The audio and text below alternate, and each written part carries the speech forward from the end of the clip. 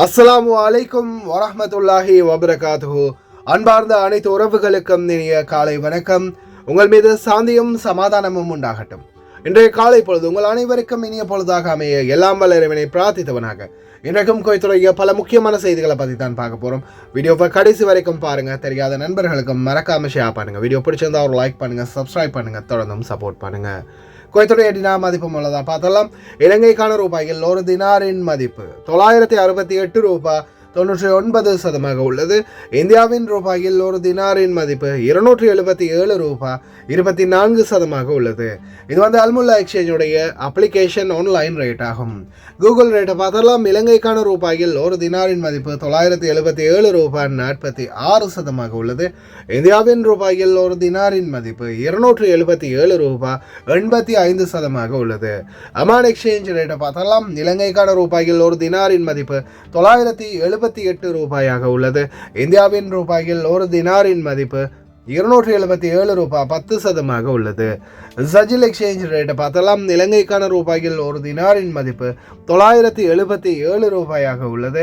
இந்தியாவின் ரூபாயில் ஒரு தினாரின் மதிப்பு 277 ரூபாய் 45 உள்ளது. சஜில் எக்ஸ்சேஞ்ச் பற்றிய மேலதிக தகவல்களை தெரிந்து கொள்ள 97 23 54 61 என்ற வாட்ஸ்அப் இலக்கமுடாக தொடர்பு கொள்ளுங்க. தினந்தோறும் ரேட்டையும் பெற்றுக்கொள்ளுங்க.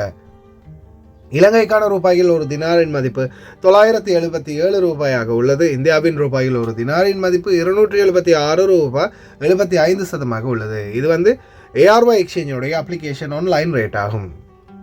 KBE எக்ஸ்சேஞ்ச் இலங்கைக்கு 972 ரூபாய் வழங்கியிருக்கிறாங்க. இந்தியாவுக்கு 277 ரூபாய் 15 வழங்கியிருக்கிறாங்க. குவைத்துடைய பல எக்ஸ்சேஞ்சுகள்லையுமே அக்கௌண்ட் நம்பரை மறைச்சிடுறாங்க. இதை பற்றியும் உங்களுக்கு தொடர்ந்துமே தெரியாது. நீங்கள் ஏதாவது ஒரு புதிய எக்ஸ்சேஞ்சுக்கு பழைய பற்றி சீட்டோட போகிறீங்களா இருந்தால் நிச்சயமாக அதில் அக்கௌண்ட் நம்பர் இருக்கா அப்படின்றத செக் பண்ணிக்கோங்க. அப்படி இல்லாத பட்சத்தில் எழுதிட்டு போனாலும் பிழை இல்லாத அக்கௌண்ட் நம்பர் எழுதிட்டு போங்க.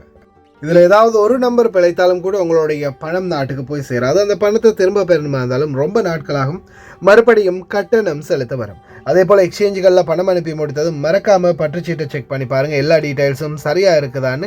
ஏன்னா சில நேரங்களில் நீங்கள் சரியான டீட்டெயில்ஸ் கொடுத்தாலும் எக்ஸ்சேஞ்சில் உள்ளவங்க பிளவுறதுக்கும் வாய்ப்பு இருக்குது. யுனைடெட் கல்ஃப் எக்ஸ்சேஞ்ச் கார்பரேஷன் இந்தியாவுக்கு பணம் அனுப்ப 750 ஃபில்ஸும் இலங்கை பணம் அனுப்ப ஒரு தினாரும் கட்டணமாக விடுறாங்க.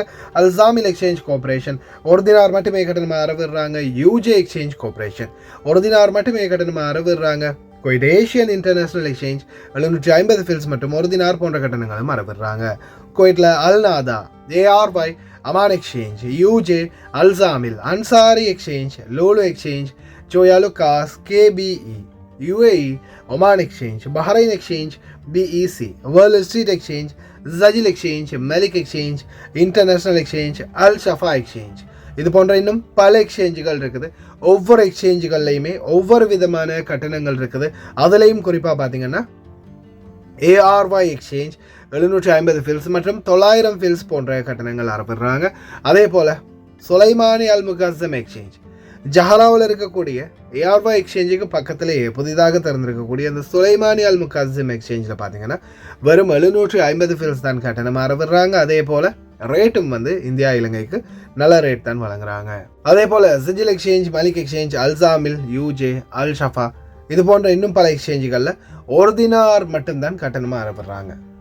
உங்களுடைய கஷ்டப்பட்டு சம்பாதிக்கக்கூடிய பணத்தை முடிந்த வரைக்கும் நல்ல எக்ஸ்சேஞ்சுகள் மூலம் அனுப்புங்க. அதே போல் எந்த எக்ஸ்சேஞ்சில் நல்ல ரேட் கொடுக்குறாங்க அப்படின்றதையும் மறக்காமல் கமெண்டில் மென்ஷன் பண்ணுங்கள். தெரியாத நண்பர்களும் தெரிந்து கொள்ளட்டும். குவைத்துடைய தங்க விலையை பார்த்தரலாம். 1 கிராம் 18 கேரட் தங்கத்தின் விலை 24 தினார் 848 ஃபெல்ஸ். 1 கிராம் 21 கேரட் தங்கத்தின் விலை 28 தினார் 989 ஃபெல்ஸ். 1 கிராம் 22 கேரட் தங்கத்தின் விலை 30 தினார் 380 ஃபெல்ஸ். 1 கிராம் 24 கேரட் தூய தங்கத்தின் விலை 33 தினார் 130 ஃபெல்ஸ். குவைத்துடைய தங்க விலை மறுபடியும் 100 ஃபில்ஸால் அதிகரித்து வருது. இந்த நாட்களில் தங்கம் விலை கொடுத்து வாங்குறவங்க வாங்கிக்கோங்க. இதோ 5 தினார்லேருந்து 5 ரோல்ஸ் ராய்ஸ் ஓனர் மில்லியனர். எப்படி? இப்படித்தான் போதைப் பொருள் வியாபாரி கடைசியாக பிடிபட்டார். அதே போல குவைத்தில் சரமாரியாக குறைந்து வரும் போக்குவரத்து விதிமீறல்கள். ஓட்டுநரை கொன்று அம்கராவில் புதைத்து எரிக்க முயற்சி செய்த குவைத்துக்கு மரண தண்டனை. அதே போல் அன்ஸ்டேபிள் வெதர் தொடரும். அதே போல் இதோ ஏடிஎம்மில் ஆட்டையை போட முயற்சி செய்யும் சீன நாட்டவர் ஏர்போர்ட்டில் வைத்து பிடிபட்டுள்ளார். அதே போல் ஈரானில் இப்போதைக்கு வரைக்கும் தொடர்ந்தும் எரிந்து கொண்டே இருக்கின்றது பெனேதர் அப்பாஸ் துறைமுகம். அன்பார்ந்த உறவுகளே, நான் உங்கள் சர்ஃபான் BA Vlog. இன்று நான் வந்திருப்பது லயன் எக்ஸ்பிரஸ் கார்கோவோடு இணைந்து முதலாவது பரிசாக 200 தினார், இரண்டாவது பரிசாக 150 தினார், மூன்றாவது பரிசாக 100 தினார் மற்றும் 10 பேருக்கு ஆறுதல் பரிசு சர்ப்ரைஸ். நீங்க செய்ய வேண்டியதெல்லாம் ஒன்றே ஒன்றுதான். லயன் எக்ஸ்பிரஸ் கார்கோவுடாக ஒரு கார்கோ நீங்கள் நாட்டுக்கு போடணும். அதே போல் இந்த பரிசை வெல்றதுக்கான பாஸ்வேர்ட் என்னுடைய யூடியூப் சேனல் 3லையுமே அட்டாச் பண்ணியிருக்கிறேன். இதில் வரக்கூடிய லோகோவை பாருங்கள், இந்த தம்ப்நெயில் தான் போட்டிருக்கோம். மறக்காமல் என்னுடைய வீடியோவை பாருங்கள். வீடியோவில் ஒரு இடத்துல பாஸ்வேர்டை குறிப்பிட்டிருப்பேன், அதை நீங்கள் சொல்லி கார்கோ போடுங்க. லயன் எக்ஸ்பிரஸ் கார்கோவுடாக பணப்பரிசை அல்லுங்க. வீடியோ பற்றிய மேலதிக தகவல், கார்கோ பற்றிய மேலதிக தகவல் ஃபர்ஸ்ட் கமெண்டில் பின் பண்ணி வச்சிருக்கிற வீடியோ, அதை போய் பாருங்கள். அதே போல் எதிர்வரும் 6ஆம் மாதம் 20ஆம் தேதி வரைக்கும் இந்த ஆஃபர் இருக்குது. அதே போல் 4.6 ரிக்டர் அளவிலான பூகம்பம் பதிவாகி இருக்குது ஏமன் மற்றும் சோமாலியா பகுதிகளில். பூகம்பத்துடைய தாக்கம் தொடரும் அப்படின்னு தெரிவிச்சிருக்காங்க. அரபு நாடுகள்லையும் இந்த பூகம்ப அச்சம் இருக்கிறதாகவும் புவியியல் ஆய்வாளர்கள் தற்போதைக்கு தெரிவிச்சிருக்கிறாங்க. அதே போல் குவைத்தில் அன்ஸ்டேபிள் வெதர் இந்த வார இறுதி வரைக்கும், அதாவது காலநிலை சீரற்ற நிலையிலே தான் இருக்கும். தூசியுடன் கூடிய காற்று மற்றும் சில பகுதிகளில் மழைக்கான வாய்ப்பும் இருக்கிறதா காலநிலை ஆய்வாளர் பெதர் அல் அமீரா தெரிவிச்சிருக்கிறார். இப்போதைக்கு வரைக்கும் தொடர்ந்து கொண்டே இருக்கின்றது தூசி காற்று.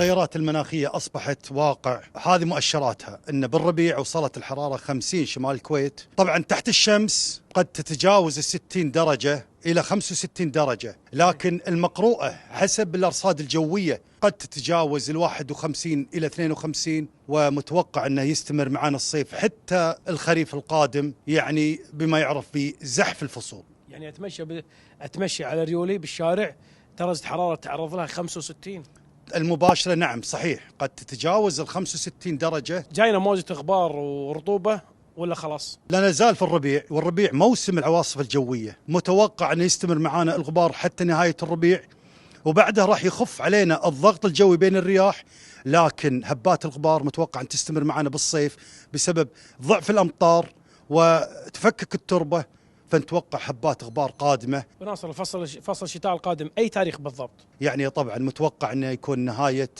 ديسمبر، لكن الشتاء الفعلي طبعا أول. இந்த முறை குளிர்காலம் ரொம்ப லேட்டாகி தான் முடிவடைந்தது. அதனால் குவைத்தில் 65 டிகிரி வரைக்கும் செல்சியஸ் வெப்பம் அதிகரிக்கும் அப்படின்னு தெரிவிச்சிருக்கிறாரு. அதே போல் இம்முறை ரொம்ப லேட்டாகி தான், இந்த வருடம் 2025 ரொம்ப லேட்டாகி தான் குளிர்காலம் ஆரம்பிக்கும் அப்படின்னு தெரிவிச்சிருக்காங்க. ஏன்னா இந்த முறை ரொம்ப லேட்டாகி தான் குளிர்காலம் முடிஞ்சிருக்குது, வெப்ப காலம் ஆரம்பிக்கிறது ரொம்ப தாமதமானதால். அதே போல் பெனேதர் அப்பாஸ் துறைமுகம் ஈரானில் ரீசெண்டாக வெடிப்பு சம்பவம் ஒன்று நடந்துச்சு. இப்போதைக்கு வரைக்கும் தொடர்ந்தும் தீ பற்றி கொண்டே இருக்குது அந்த துறைமுகத்தில். அந்த அளவுக்கு ரொம்பவும் பாரதூரமான வெடிப்பு. அதே மாதிரி ஏதோ ஒரு பொருள் தீப்பற்றி வெடிச்சிருக்குது. பாருங்கள், இந்த 3 குடவுன் இருந்தது, அந்த வெடிப்புக்கு அப்புறம் எப்படி டிஸ்ட்ராய் ஆகி போகுதுன்னு அந்த வீடியோ இருக்குது. இந்த வீடியோட சேர்த்து அட்டாச் பண்ணியிருக்கேன் பாருங்கள்.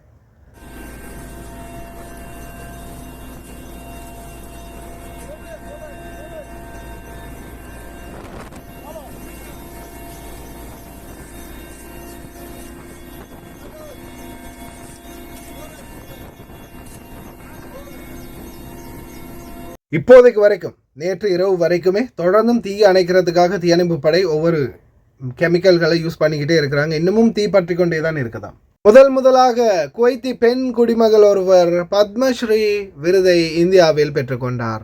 புதுடெல்லியில் ஏப்ரல் 28 நடந்த பத்மஸ்ரீ விருதில் ஷேகா அலி அல் ஜாபர் அவர்களும் இடம்பெற்றிருந்தது குறிப்பிடத்தக்கது. அல் சபாஹ் யோக்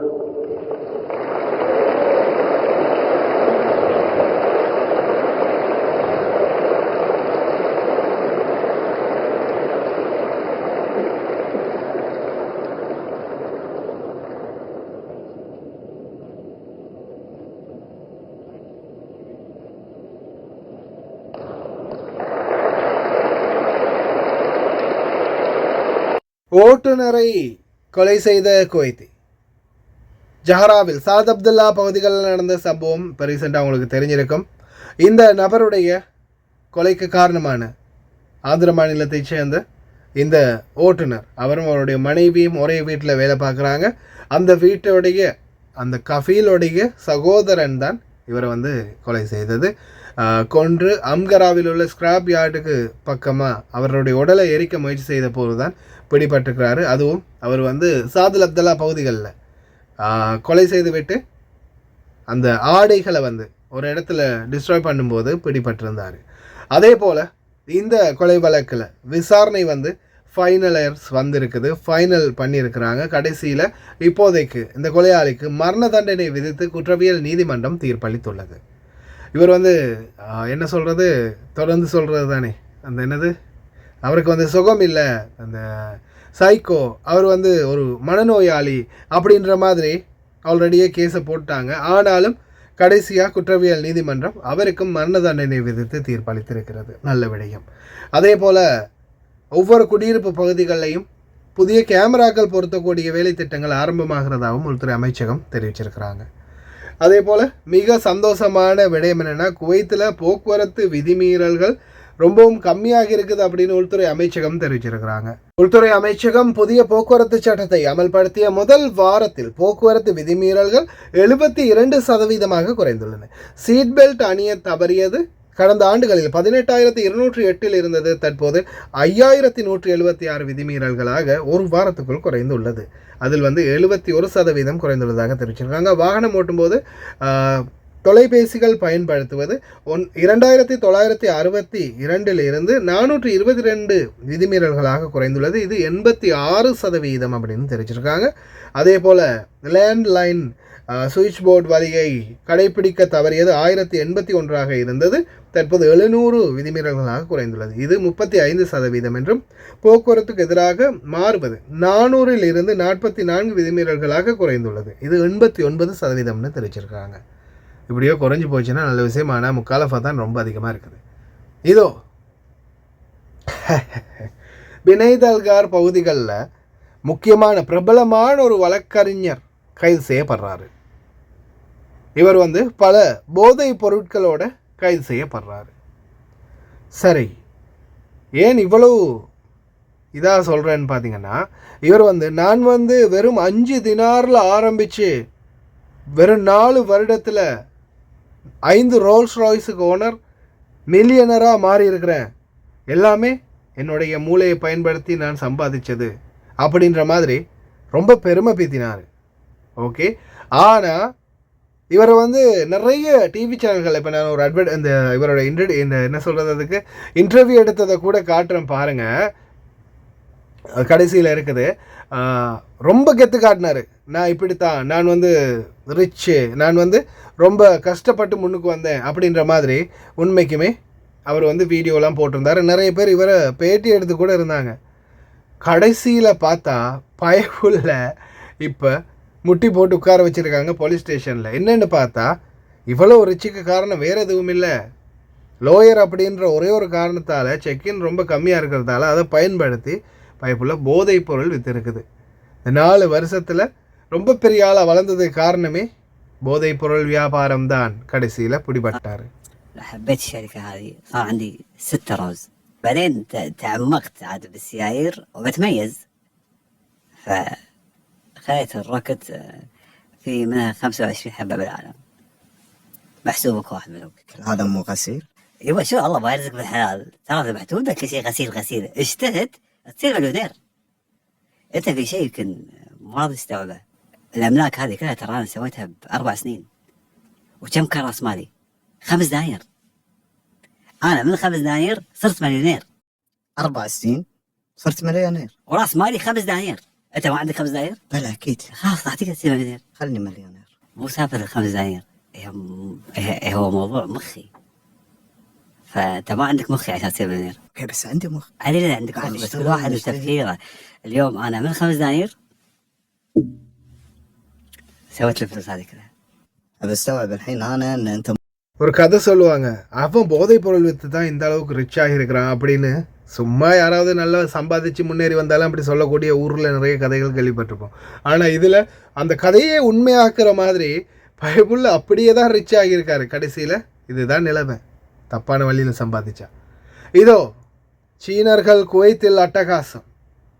ஏடிஎம்மில் விதவிதமான கருவிகளை வைத்து ஏடிஎம் கார்டுகள் ஸ்ட்ரக் ஆகியிருந்தால் அதை திருடுறது, சில கருவிகளை பயன்படுத்தி மெஷின்கள்ல இருந்து பணத்தை திருடுறது, இந்த மாதிரி நிறைய வேலைகளை பண்ணியிருக்கிறாங்க. அதே மாதிரி ஒரு நபரை வந்து சிஐடியால் மடக்கி பிடித்திருக்கிறாங்க. அது சம்பந்தமான காட்சியும் பதிவும் இருக்குது, பாருங்க. الله بالخير يا غالي. السلام عليكم، مساكم الله بالخير يا غالي. شفتوا الصورة اللي نزلتها لكم امس؟ هذا الصيني، طبعا هذا فيديو وفيديوين راح انزلهم لكم بعد القصة ان شاء الله، راح تشوفون فيديو راح تنتشر، بس الحمد لله الحدث الاول عندي. الوكاد هذا طال عمركم صيني جاي من الصين الكويت، يقول شخص يداوم في بنك بوبيان وصاحب يعني منصب قيادي عندهم، وهو اللي اذن لي اني انا انزل هالفيديوهات، والتصوير هذا من بنك بوبيان اللي في الرقة. يقول الامور طيبة، فجأة جانا تنبيه احد افرع بنوك بوبيان اللي في منطقة الرقة انه في شخص جاء من صوب درايف ثرو خدمة السيارات هذه مالت الاي تي ام، وحط جهاز ودخل شريحة مع بطاقة بنك وطلع الجهاز وراح. عقب يومين جاء يبي يدخل الجهاز، يقول من دخل الجهاز اول مرة بلغنا انه ترى في هاي حدث صار في واحد دخل كيت. قالوا وزارة الداخلية خله الين ما يجي بيطلع شريحة نكبسه، لان اول ما دخل الشريحة يعني تعرفوا على طريقة وجهه ولبسه، تعرفون صيني شابون نزل مباحث المطار، راح المباحث عسكري تكذبون. قال طول عمر يكلم الضابط، قال سيدي، قال هلا، قال يا ولد كلهم تشابهون، وين طلع لك الرجال عقب عيونهم واحده، عيونهم مشخطه. قال يا ولد نقز زي، قال ما في لبس، ما في لبس، اذا بميزه ميزه باللبسه، اما الوجه فهم كلهم تشابهون وجيههم مصبعه وعيونهم خطوط، ما اقدر ما قال يا ولد ارجع، ويخلونه يومين الين جاء البنك مره ثانيه وسحب الجهاز عنده كذا حديده يدخل فيها الاي تي ام. شنو النظام؟ كبسوه طبعا، مسكوه طلوا، قال حبيبي يلا يمين يسار قضيه، علمنا شنو الطريقه شنو الترتيب. قال حبيبي حنا 1000 رجال، واضح؟ صينيين يدزون على الدول اللي الدول الثريه شوي، نفس الخليج يعني اللي فيها بنوك شغاله 4 ساعات، مو دول النائيه. نروح طال عمرك احنا نتوزع، كل واحد ياخذ كرت زياره يومين، يجي سياحه فيزا سياحه يومين بس. نطب اول يوم نروح الاقوى البنوك، نسوي سيرش احنا بالصين شنو اقوى البنوك اللي يعني مثلا يعرفون بالاسهم بالتداول انها ضاربه البنوك هذه. نجي طال عمرك نحط الجهاز هذا يدخل شريحه داخل الاي تي ام، اي بطاقه بنك تدخل خلاص ينسحب الرقم، البطاقه رقم السري. يقول حنا نخليها يومين شريحه. هي حظها شنو تصيد؟ مثل قرقور السمك يعني قطوه، ايش يصيد؟ دخل واحد تاجر، دخل واحد فقير، البطاقه اللي تجي في اليومين هذه عقب ادخل اجي اسحب الشريحه واسافر الصين اسلمها الهاكر هناك، هذاك من يدخل الشريحه كل البطايق اللي خلال يومين دخلت يسحب جميع بياناتها، الارصده اللي فيها الدينار ما يخلي. فالفقير مع الغني يعني يكون الله بالعون. ولكن هذه شهاده لازم تذكر، بنك بوبيان جميع افرع، شوف الامن السيبراني عندهم قوي، عنده الجهاز هذا متعرف عليه الاي تي ام، يعني بالهكر هذا يعتبر هكر الشريحه، فالاي تي ام معرفين على الهكر هذا، من دخل الاي تي ام على طول عطى انذار للبنك بوبيان الرئيسي انه ترى الشريحه هذه مالت الهكر دخلت في فرع بنك بوبيان، اعطاهم على هذا قوه الامانه، شيء يذكر لبنك بوبيان، شيء يعني هذا طبعا هو قال ينزلها تعتبر دعايه، لان قلت انتم فعلا يعني تستحقون، اللي على طول دخلت على طول دريتوا هذه فلوس ناس فقاره تجمع دنيا، يجيني واحد من الصين يشط فلوس ويروح عنقه بعد. فيقول حنا معرفين جميع اجهزتنا قوه الامن السيبراني عندهم على اي هكر اي هاكر جديد يتحدث احنا نكون سابقين له، يعني مسكرين جميع الثغرات. فالصيني هذا العن جده جاء وين يروح؟ انا مشكله انا بعرف منو قال له يروح الرقه، ما يعرف. لو قايل لي اوه لو قايل لي بقول روح اشبيليا، ايش رايك عاد كيف؟ عاد كيفي روح اشبيليا. صباح الناصر، انا المنطقه صباح الناصر، عبد الله السالم، الشيخ سكنيه، جابك الرقه، رقه فيها عائلتين بس اللي عندهم فلوس، ما قال لهم على المعاشات. والله لو قايل لي نلصفط له روح اشبيليا روح صباح الناصر اللي عندهم فلوس، ما قال لهم على المعاشات. والله لو قايل لي نلصفط له روح اشبيليا روح صباح الناصر. الصيني هذا خلى العالم وخلى الكويت كلها ما جاء الا الرقه مساكين، واكل رقه ولا يلحقونك الصين، والله قصدك الصين يضحك فضيحه. الوكات يعني بعد الله سبحانه وتعالى احنا في ديره امن وامان، طبعا هم منتشرين بشكل كبير ترى، يقول احنا 1000 رجال نندز على دول العالم، كل واحد ياخذ له الوكات يعني 20 بشكل كبير ترى، يقول احنا 1000 رجال نندز على دول العالم، كل واحد ياخذ له فيزا سياحه يومين، يطب يسوي الحركه هذه ويفلخ ويلقطونه. لكن الحمد لله فضل الله سبحانه وتعالى، الله يديم علينا الامن والامان وقوه البنك بوبيان ما شاء الله تبارك. فيزا سياحه يومين، يطب يسوي الحركه هذه ويفلخ ويلقطونه. لكن الحمد لله فضل الله سبحانه وتعالى، الله يديم علينا الامن والامان وقوه البنك بوبيان ما شاء الله تبارك الله. من هذه فلوس اموال العالم يعني هم العالم هذه المديون الحين يلقاها من وزاره العدل حجز راتب كامل، ولا يلقاها من الكتل الصيني. يعني وين هو؟ وين يولي؟ وين العاش منه؟ من هذه فلوس اموال العالم يعني هم العالم هذه المديون الحين يلقاها من وزاره العدل حجز راتب كامل، ولا يلقاها من الكتل الصيني. يعني وين هو؟ وين يولي؟ وين العاش منه؟ اشغلوه وزاره العدل ويفكر في الكتل الصيني. انت اشطى منه وذول اشطر منه، والله المستعان. الله يوفقنا وياك توفيق الطيب. نزل لكم فيديو الحين وشوفوا شلون كان يدخل حديد، شيء والله فن يعني عصابه فنان. ஏற்கனவே கொஞ்ச நாளைக்கு முன்னாடி தான் இப்போ அந்த டவர்கள் எல்லாம் ஹேக் பண்ணுறதுக்காக முயற்சி பண்ணின பெரிய ஒரு ஹேக்கிங் டீமை வந்து பிடிச்சிருந்தாங்க. எல்லாமே சீனர்கள். சைனாவிலேருந்து இங்கே வந்து அதுவும் குவைத்துடைய பண வேல்யூ வந்து ரொம்ப அதிகமாக இருக்கிறதால இந்த நாட்டில் அவங்களுடைய சேட்டையை பண்ணலாம்னு நினைக்கிறாங்க. ஆனாலும் இந்த நாட்டுடைய உள்துறை அமைச்சகம் திறன்பட செயல்பட்டதால் இந்த மாதிரி நபர்களை பிடிக்க முடிஞ்சிருக்குது. அதே மாதிரி இவருடைய வீடியோக்கள் பப்ளிஷ் ஆகின பிறகு நபர் உடனடியாக தப்பி விமான நிலையத்துக்கு போயிருக்கிறாரு. விமான நிலையத்தில் வைத்து குற்றப்புலனாய்வு துறையால் மடக்கி பிடிக்கப்பட்டிருக்கிறாரு இந்த சீனர். இவர் வந்து ஒவ்வொரு ஏடிஎம்களாக போய் ஏடிஎம்கள்லேருந்து கார்டுகள், அதாவது ஸ்ட்ரக் ஆகிற சில கார்டுகள், சில நேரங்களில் அவங்களே ஏதாவது ஒன்று வச்சுட்டு உள்ள கார்டு போனதுமே கார்டு ஸ்ட்ரக் ஆகிடும். அதுக்கப்புறம் கார்டு வரலேன்னு அப்படியோ விட்டுட்டு கிளம்பி போயினதுக்கப்புறமா இவர் வந்து அந்த அவருக்குரிய அந்த உபகரணங்களை வச்சு அந்த கார்டை வெளியில் எடுக்கிறது. அதே மாதிரி டேட்டாக்களை திருடுறது. ஏடிஎம்மில் ஏதாவது ஒரு எலக்ட்ரானியில் கருவியை செட் பண்ணி வச்சுட்டு கார்டு அங்கே உள்ளே நீங்கள் போட்டுட்டு பாஸ்வேர்டை என்டர் பண்ணும்போது அந்த பாஸ்வேர்டு கீழே இருந்து உங்களுடைய பாஸ்வேர்டையும் திருடிட்டு அதுக்கப்புறமா கார்டை உள்ளே ஸ்ட்ரக் ஆகிற மாதிரி செஞ்சுட்டு அதுக்கப்புறமா நீங்கள் கார்டை விட்டுட்டு போன பிறகு அவங்க வந்து அதே பாஸ்வேர்டை போட்டு காசு அட்டையை போட்டுருவாங்க. இந்த மாதிரி நிறைய நடக்குது. தயவு செய்து ரொம்ப கவனமாக இருக்க. ஏடிஎம் கார்டு யூஸ் பண்ணுறவங்க முன்னாடியெல்லாம் பேங்க்கில் போட்டால் தான் பாதுகாப்பாக இருந்துச்சு. இப்போ பேங்க்கில் காசு இருக்கிறது தான் ஆபத்து. கடைசி வரைக்கும் பார்த்து எல்லாருக்குமே ரொம்ப நன்றி. வீடியோ பிடிச்சிருந்தா ஒரு லைக் பண்ணுங்கள், சப்ஸ்கிரைப் பண்ணுங்கள். இன்னொரு நல்ல வீடியோவில் சந்திக்கலாம்.